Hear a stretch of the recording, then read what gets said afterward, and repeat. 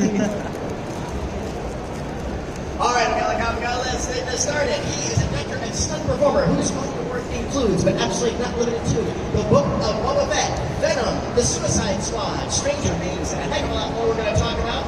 He's here to join us to talk about this fantastic career. Please welcome Dorian Kingi.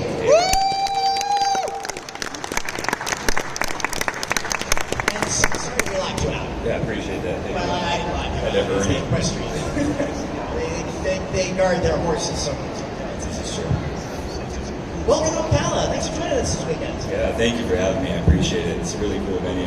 I love Florida, so I'm always down for that. Absolutely. What I'd love to do is, I always do this when I'm a solo guest. Let's go back to the beginning. How did, it's probably synonymous, what drew you to be into performing, sort of that way? Because I don't know if you started out wanting to act, or you started out wanting to stunts, or just one just was entwined with the other. Yeah, that's a good question. I mean, I started my first stunt job, I was 11 years old, and it was a movie called Double Dragon. Remember that movie? Yeah, so the Power Corps, I was one of the Power Corps kids. Yeah, my dad's a stunt guy since back in the day. He did stuff driving for like the A-Team and Dukes of Hazzard. He still does driving stuff from like all the Fast and Furious movies. And my mom's an actress, and she did a TV show called The Bionic Woman at the time. So yeah, so I was kind of born into it. Yeah, I was brought up in a trailer. I mean, it was a movie trailer, but I'm still brought up in a trailer. I was around it my whole life. It kind of became like somebody's job. It was your family's,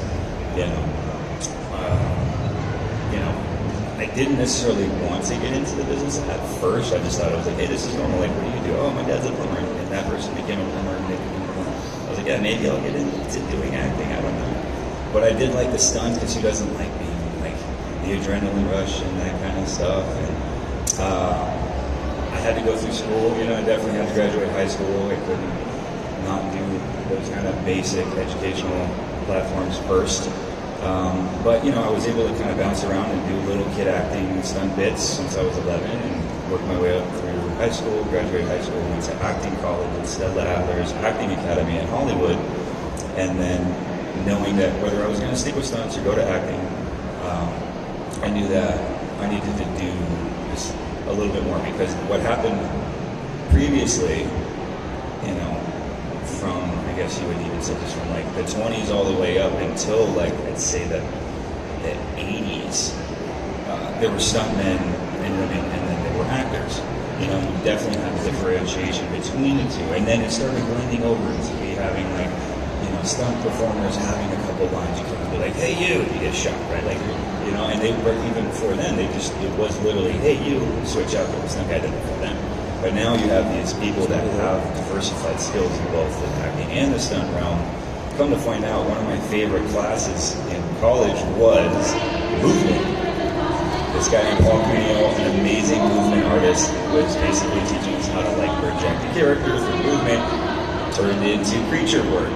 How did I know that? I didn't even know that was going to be a thing for me. So it kind of just evolved from there, and I ended up getting to double Doug Jones for the first time just after graduating high school on a film called The Time Machine with Guy Pearce. So I got called from the stunt coordinator going, are you claustrophobic? I go, no. He go, all right, well, you're going to work doubling this guy for a while. I'm like, okay. I get there, and it's this Spy Morlock suit, right, with the head and the animatronic mouth and little TV screens inside. And I ended up just learning about creature work from there, and just Stan Winston Studios, I was like one of his last films before he passed. His company made those suits. So then from that, I kind of built some relationships with those creature houses. And they're like, hey, tall, skinny guy, not claustrophobic, let's try to throw him in the mix. And it kind of evolved from there. That's right. And those who know, Stan Winston was one of the great makeup effect creature artists. He designed the Predator. He didn't design the alien from Aliens, but he took the concept further with Aliens and the Queen Pumpkinhead, and he was just super. Yeah. So that was amazing. Yeah, that's the last tidbit. I do have some fragmented memories of meeting him and being in his shop and stuff. So I can't imagine what it was like though when I grew up in the stunt environment, basically having 1,000 crazy uncles and a few so you were a circus kid. Yeah, it really was. There are so many fun stories that you just can't do. I mean, to the extent of, sorry, I'm trying to put the kids around, I'm trying to make sure they're appropriate. Go PG. No, but there were just, you would be able to mess and like play jokes with your friends that were on set. You know, you could, they would have, so pipe ramps, right? It's like a car when you would have to turn over, they used pipe ramps before they had turned into cannons, which were like a cannon on the bottom of the car to like flip it over and have it roll down. But somebody, they would, basically when they were like, their first pipe ramp ever, all the other stunt guys would go around, they'd set the person up, make sure it's super safe, like normal. They wouldn't want them to hurt themselves, generally. But they would go to special effects guys, and they would get blood bags, and they put it underneath their seat. So they would do the pipe ramp, it would go awesome, boom, they start, all right, cut, let's go check in on the guy. You have to go check in, make sure that he's good, then you tell everybody he's good, then you get him out. They go in and like, hey man, you good? He's like, yeah, I feel fine, I think good. They go, wait, I'm bleeding, guys, I'm bleeding. And they're like, well, oh my gosh, what happened? He's like, I don't know, but I feel fine, I feel really fine. Just like, you can get sued for something like that. You don't feel anything at all? Oh no. No, that's not good, that's not good. It's just like silly stuff like that they would do. And I know guys would play this game called Crash Cart. Right. There was another game that stunt guys would play called Challenge, and it was a card game because stunt guy. The thing that people love and hate about stunt performers on set in almost every department is most of the time they're sitting around, but at the same time they're sitting around 90% of the time, and then the 10% that they're in front of camera, they could possibly die. You know what I mean? Or hurt themselves really bad. So that's where it's like, well, yeah, you need that, but we're also either meditating or we're resting or like visualizing stuff and trying to figure out how to do this stunt that I'm going to do whenever you call me to do it. But sometimes guys would play this card game called Challenge, and they would basically bet their work money, like, of the week. And so you'd see guys get really mad and like lose a card game at the end of the day, and they just go out of their trailer and just storm off on. I'm like, oh, he just lost his whole paycheck right there. Just like things that were just so insanely different. Growing up, knowing like the little insider games and things that people play. And that was that era, which again is it's like the 70s. Not today. Yeah, no, that was like the 70s. Well, let me ask this much. Barring the standard creative and entertainment license, how close is who to like the stuff like that time?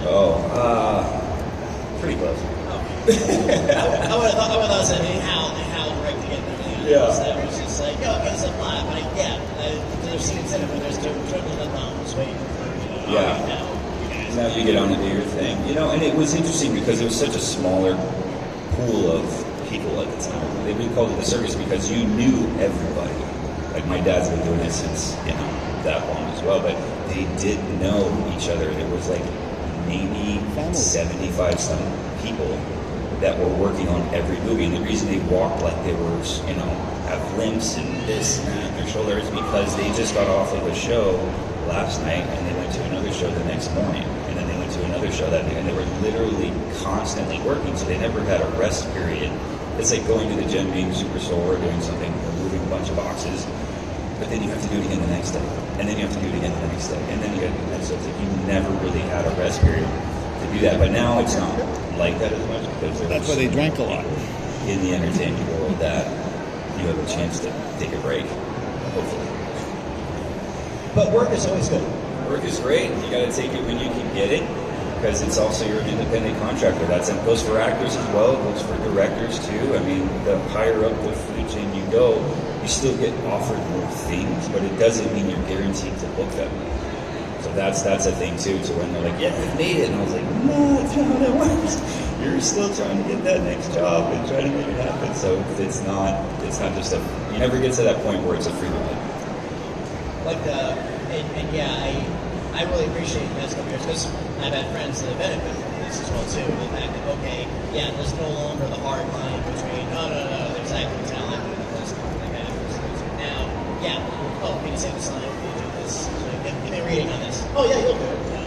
It's just a security guard, and when the terrorists come into the building, you can't be in here. Yeah. But they get that line. Yeah. And that's. that pays. It does, yeah, no, it's just, it's an evolutionary process, too. I mean, they come to find out that they're, it's changed from, as an actor, you had to be a triple threat, right? Like acting, singing, dancing.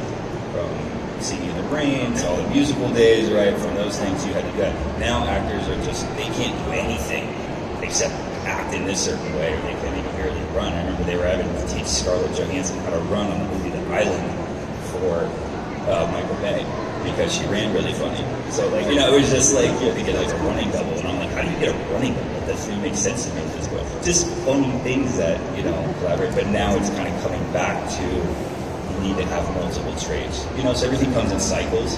So now it's, I think that's where they go, oh, well, we need a stunt guy. Why would we pay for 2 people for this one person to say 5 lines? Can I just go get a stunt guy that can actually come in and say 5 lines and fill them?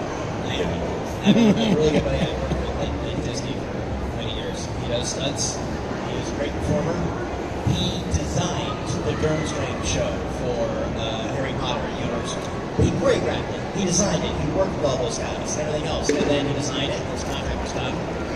And then he auditioned for the show. And he didn't get it. That's so funny. Yeah, and that just goes to show, like, it's so, you know, we love what we do, you know, regardless of how much you do or don't work in it. You know, it's like golf too. Like, people are so bad at it, myself included. But then you hit one good shot, and you're like, all right, I'm coming back. You know, that's how movies feel, or like an art feels, or some other skill set. If you know, if you're an archer and you actually get one bullseye out of the 500 that you missed, it just has that same heart and soul of, like, if you love what you do, you're still going to do it no matter what, whether it's for somebody else or just for yourself. What's the greatest misconception about modern stunt work that you've encountered? Everybody still thinks that, like, hey, I'm crazy, I can do stunts. And I'm like, if you say that, you're the first person I'm not going to hire. I will totally be like, don't hire that guy, he's crazy. Like, there's literally, because we're not that. We do things that seem crazy, but it's, I call it calculated risk. There is so many times that a stunt is practiced and rehearsed and tweaked with as many precautions as possible. Even like with Tom Cruise stuff, right? He does use stunts, but they have, you know, a lot of this, you know, stunt people that are at his height weight, right? That test these things out, like multiple times, 10, 15, 20, 35, 40 times to make sure that it works out with all the pads and all this other stuff. So that way they go, okay, now we figured out how to make it safe. Okay, Tom, come in and this is how you do it. And he goes, okay, and he does it. And not to say that he doesn't do his scary stunts, he does do them. But there's a person that does R&D for that. We do the same thing. So it's it's a calculated process. We're not just daredevils that are willing to just jump off a cliff at night, which is kind of partially true, but not fully. Okay, there's the building, there's the airbag. Come on, let's go. We're burning daylight. Exactly. So I mean, that's a big thing too. And we bleed just like everybody else. You know, our skin isn't any thicker than yours, and you know that's the funny thing too is producers have a lot of the time come in and be like, well, can you just do this and go through this plate glass window naked? And you're like, no, he's a stunt guy. And I'm like, how do you not just? Like, it's you feel like we're superhuman sometimes that they just don't realize how. And then also in creature suits, as soon as you get in a suit because it looks really cool, we forget that you're there. That, oh, do you need some water? Do you have to go to the bathroom? Can you breathe? You know, like these basic fundamental things that people forget because they're so infatuated with the costume. And that's good because that works for on screen, but you're constantly having to remind someone or get a good handler that is from the creature effects shop to be like, hey, are you okay? Can I unbuckle the back a little bit? Because I know that lines up. It's like, yeah, that'd be great. Just loosen it up. Great, thanks. And you can rest for like 30 minutes before you get back on camera. So there's this little dynamic pieces that, you know, they say pain is beauty, but there's still pain involved. So I feel like people forget that a lot. What's the craziest thing you've been asked to do? That's a great question. Deal with the public. There's a couple that I'd like to go ahead and say together. I think the one thing that it wasn't like the craziest per se, maybe from the outside looking in, but it is for me because it was a lot of things done in one day that you wouldn't normally do. It was a Vogue magazine photo shoot, and there was like a section that they had on, a Hollywood stuff person at the time, and then I ended up being the one that they did it on. Because when I think of stunts, I always think of Vogue magazine. Right? Yeah, exactly. It's so funny. It was like a 12-page thing, and talking about my career and everything else. And then we did stunts for them, and they did these photo shoots. And it was in downtown Los Angeles, and I literally did like almost every stunt that was kind of your typical stunt category. So I jumped off the 6th Street Bridge, you know what I mean, into an airbag. I got lit on fire. I was train jumping from train car to train car. I hit a thing called an air ram, which is those things when like explosions happen in military movies and they fly up in the air. It's like it's a cylinder-based piston on the ground, and you hit it, it triggers the pressure. You step on it, and it launches you up into the air. Jump through a plate glass window, and that was all done in like one day. Where you would never show up to go to work. Like you show up to go to work to do one of those things, a movie or a TV show, let alone doing all of those in one day.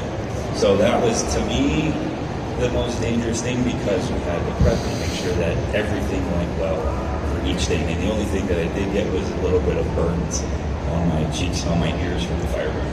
But outside of that, that was... well, that's nice. Please tell me, for this shoot, you were like in a different costume for every scene. At Yes. least one, you had to be wearing a tuxedo, so it was you were a spy. It was close. I wish it was in a tuxedo, but they were very like, like these tailored, it was like a jean jacket and then like this cool other shirt and this other. It was a little awkward at one point too because this super nice costume lady, she was trying to figure out what to wear for I think it was the high fall off the 6th Street Bridge, and it was like this jacket, and I was like, oh, where's the undershirt? She's like, no, you don't need the undershirt, we're going to see up the skin underneath, it's going to be cool. So I'm like jumping in, like her shirt's up, I'm like, it's kind of weird, awkward. It was just like funny stuff, it was really great, it's super nice to get to the part. And that's the thing too, like you never know what you're going to wear. Like I remember helping a buddy on a film, and they wanted him to be slammed into a vending machine front, and the glass was going to break, but they wanted him naked. And I go, wow, that's just, he's going to get cut. And that's where I was thinking about that concept. Like, yeah, it's not through the glass. I was like, he's going to get cut, right? He's a stunt guy. And I'm like, yeah, but he's the same as everybody else. It's like, there's a different way we can figure this out. So I ended up convincing them to like, well, can you just drop in a little bit? Maybe he can wear some pants. And then it would be the upper part of his body that we could, let's have that part cover himself up. Just things that are just, it's so random, you never know what you're going to get called for. Hands down, what is the single craziest day you've had on any set? These are hard questions.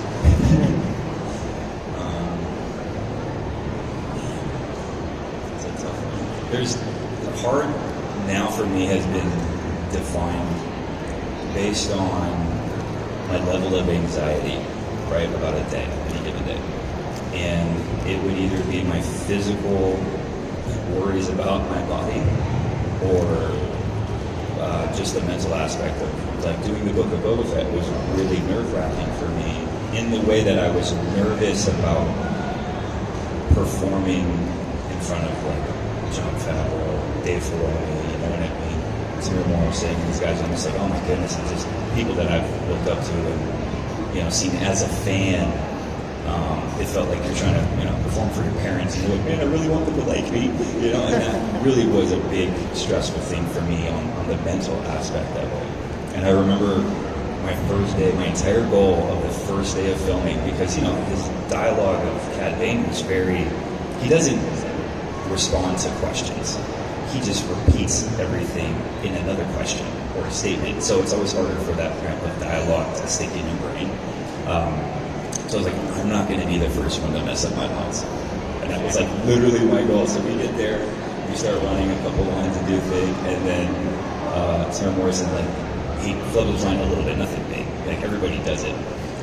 But he messes up one of the lines, and I was like, yes, it's not me. Now I can mess up. Like literally, that was my entire goal for the day, is to not do that. Yeah. So it was pretty stressful, but it was good. So back a little bit. How did Cad Bane come about for you?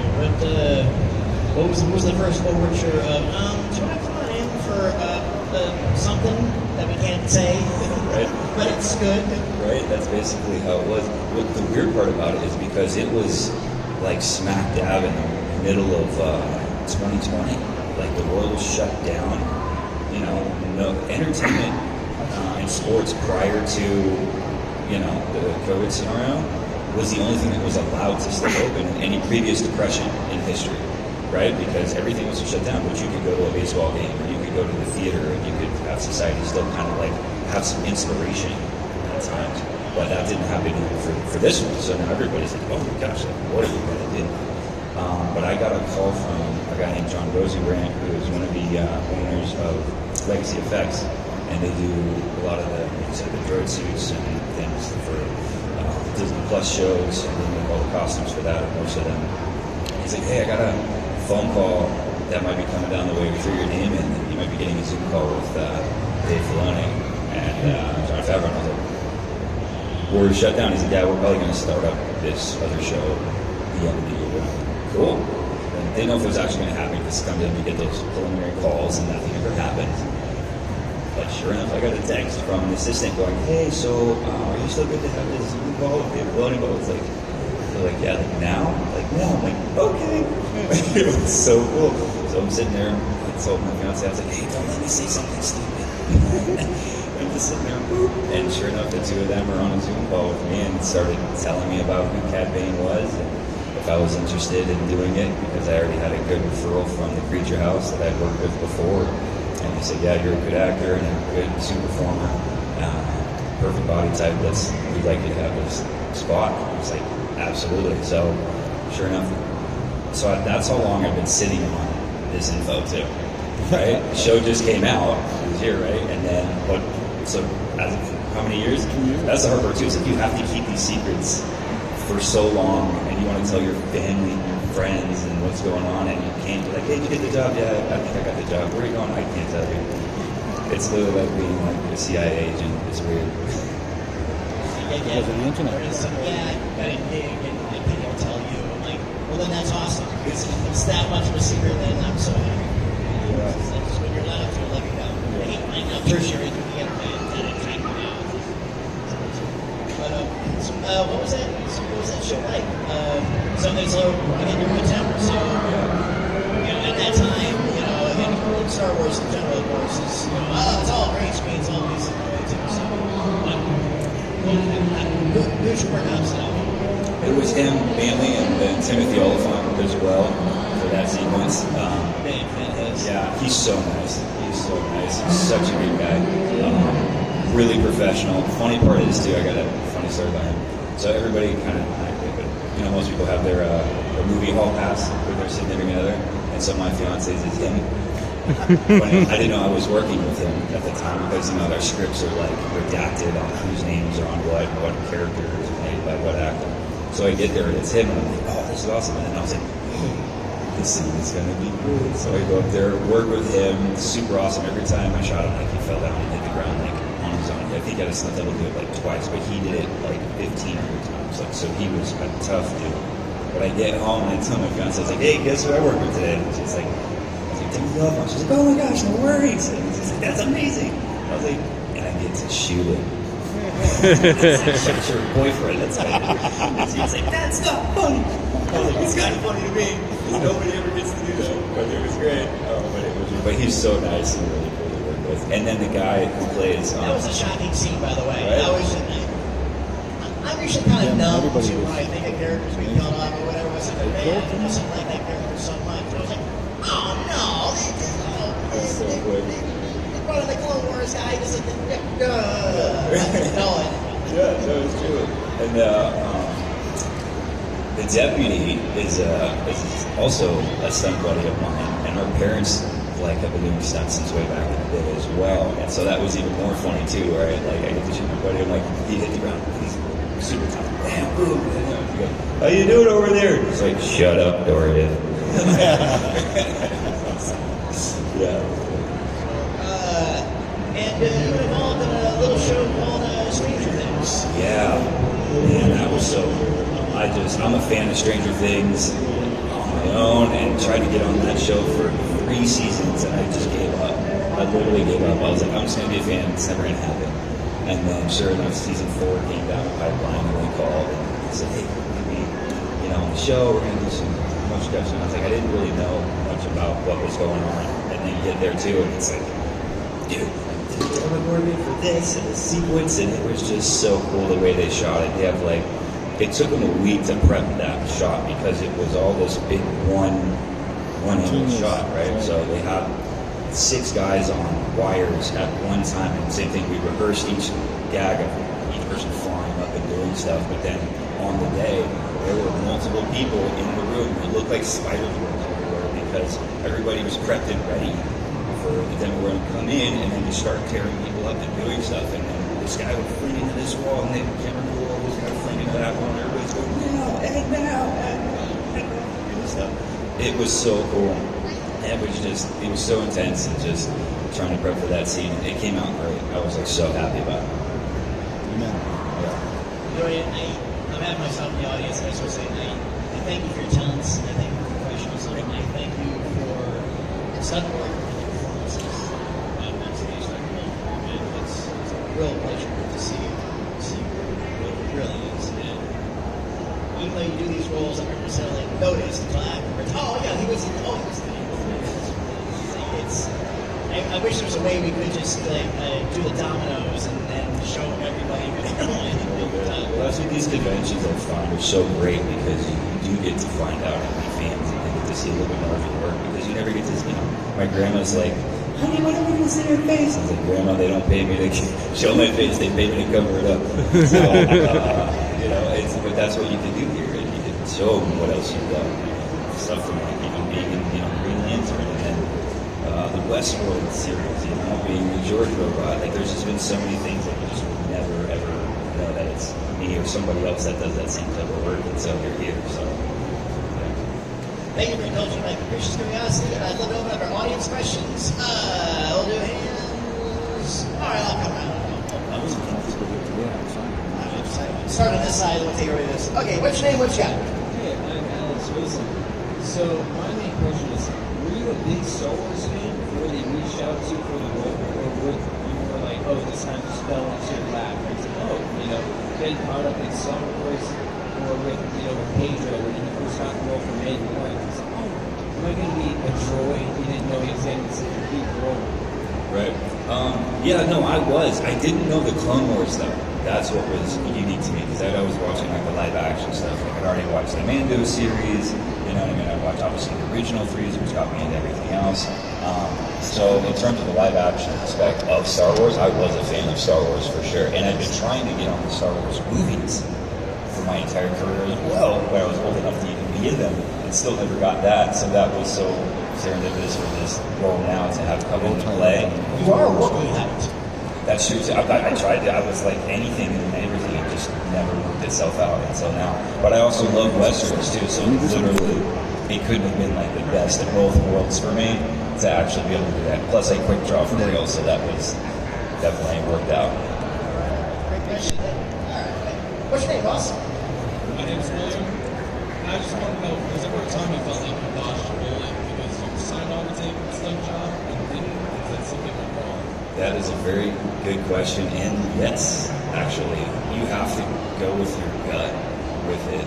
I got called to work on a movie in China, and this was like 15 plus years, maybe 17 years ago, and there was like this big bat creature that I was going to play, and it just didn't feel right. Like, I was trying to negotiate with production, and finally were accepting all the terms and conditions, but then I was the only person I knew from America going over there, so then there was a language barrier and then a trust barrier for me, and they tried to change at the 11th hour before I was going to leave. They're like, oh yeah, we're going to change this on your contract. I was like, I can't, guys, like, this is too much, like, I can't do it.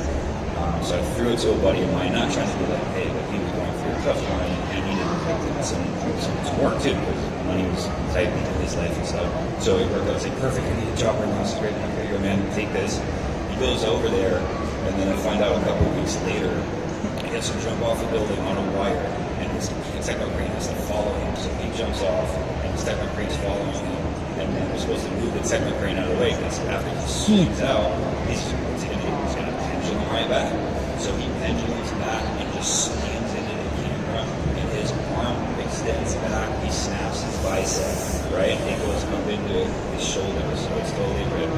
And they bring him down, they try to figure out, they couldn't figure out what was wrong with him. I thought that was kind of strange, but they're like trying to connect doctors and all this other stuff, and his arm really hurts and whatever. They ended up shipping him back to the States, and the doctor's like, hey, snap your bicep, it's up here, not down here. So that could have been me. You know what I mean?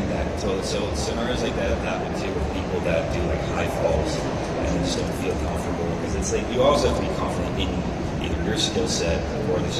Obviously, the setup in a scenario where a person, you know, I mean, like that was supposed to be half fell off a building, turned it down, didn't want to do it because the wind was wrong. Some other guy said he would do it, missed the airbag, and he died. So it's very, you need to trust your instincts when it comes to it, because there's going to be another job. It might not be as big or as small or whatever, but if you can't work forever, it's better to work for a little bit better. Good question. What's your name?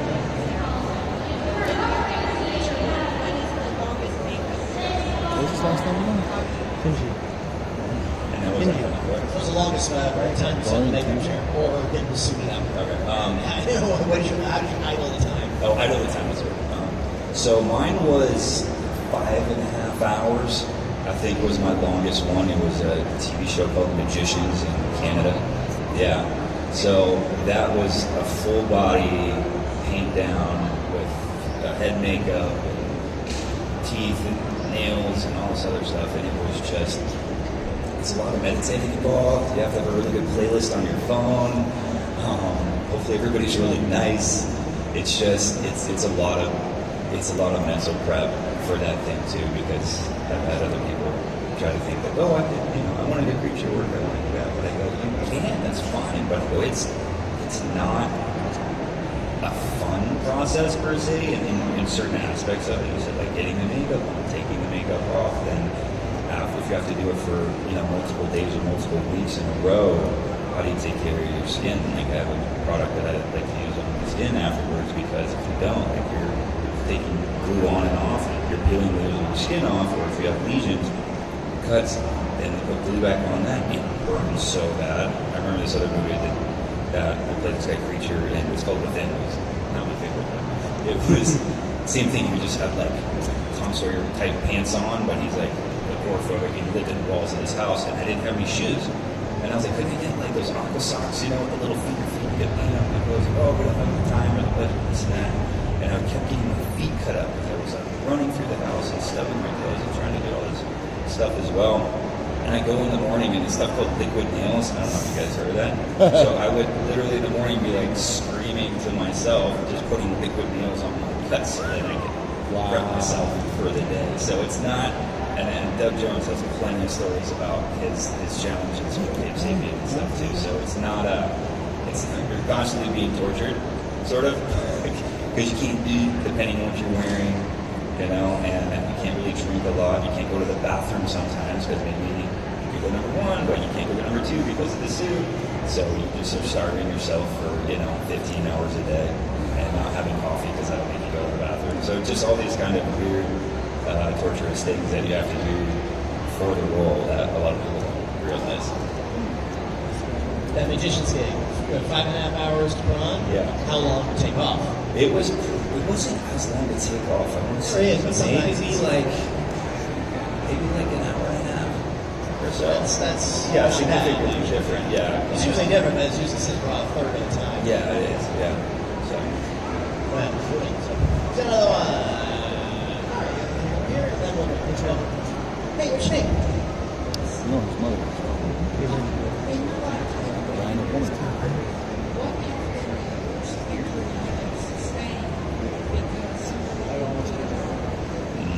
Ooh, that's interesting. For me, it's not about it wasn't about somebody not doing their job right, it was just the law of averages. Because at some point too, when you're like a stunt person, they go, at some point, you're going to get really messed up. Like, I don't care what it is. If you're a legitimate stunt person, you're going to get hurt, period. And when I heard that from a stunt guy when I was younger, it's like, yeah, at one point you're going to break your back. And I'm like, excuse me? He's like, yeah, no. I'm like, he's like, no, you do it long enough, you're going to break your back. I was like, that's cool. Thanks for that. I didn't break my back per se, but I damaged some vertebrae really bad on the reboot of RoboCop, playing the RoboCop character for Joe Kinnaman, doing that stuff. And I just remember it was a sequence that they did the end twice, but it was the first time we shot the end sequence.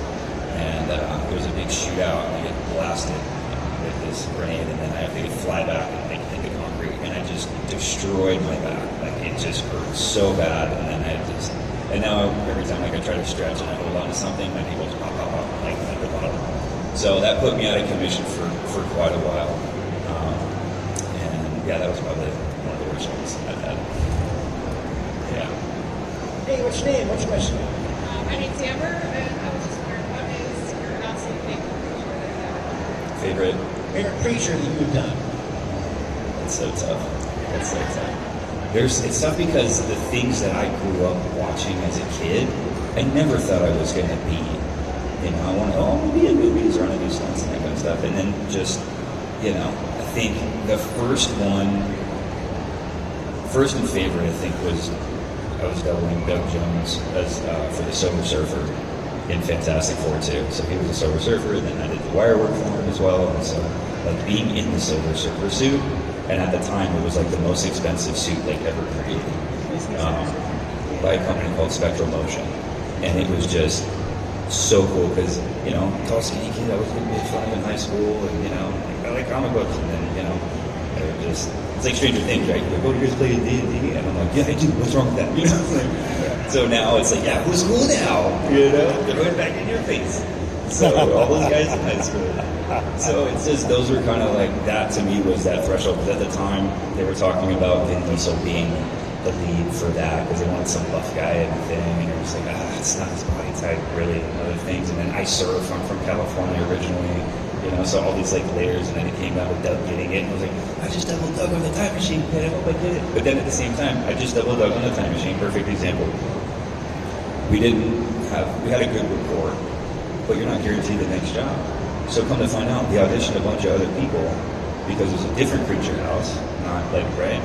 And then I'm the last one to audition, and they're like, oh man, you're perfect for this. Like, who are you? And I was like, I'm Dorian. I was like, who's the guy? They're like, oh, Doug Jones. I was like, I just doubled him on this other show. They're like, really? Oh my God. And it's like, until somebody knows who you are, you're not on the radar. So it doesn't matter how talented or specifically good you might be for that role. Nobody knows you, nobody knows you.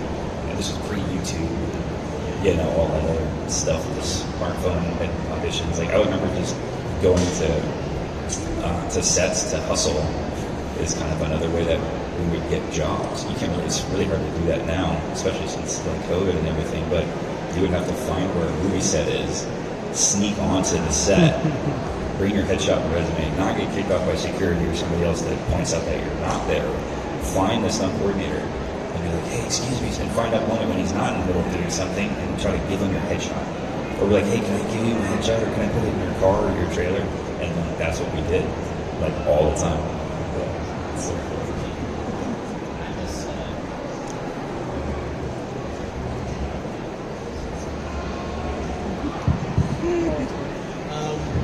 Yeah, I kind of miss auditions in person. I miss seeing those 6-7 guys, my height, my age, my energy, and then you go out, how'd you go, man? Oh, pretty good. And then they go like, well, if I don't get it, I hope you get it, It's like, but I hope I get it.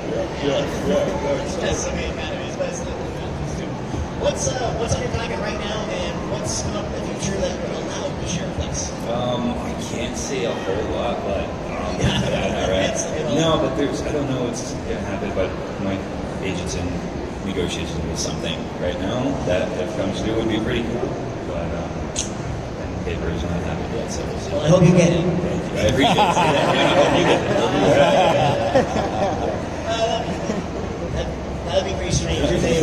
You and I were holding this. It's motion capture, right? You guys don't know what the freaking crap you want to do yet.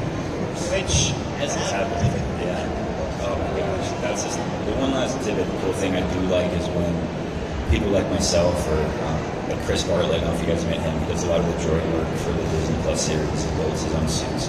When fans become the artists, you know, and actually are able to get in the suits or be a part of it, which is why this Disney Plus world, I think, is getting so good, is because everybody that works in every department is a fan for the most part. They care about these shows. They've seen these shows growing up, you know, and they'll literally be like, no, this is the wrong shade of shirt because so-and-so wore this other shirt. And this is the person they're doing it, so they'll literally get into it and they'll make sure it's as correct as humanly possible for the fans because they're fans.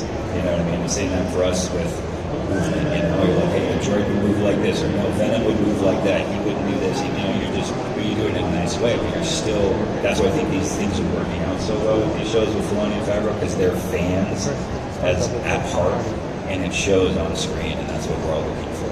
So. Ocala Comic-Con 2022, this was Dorian Kingi, and that was our time. He will be at his table for the rest of the night.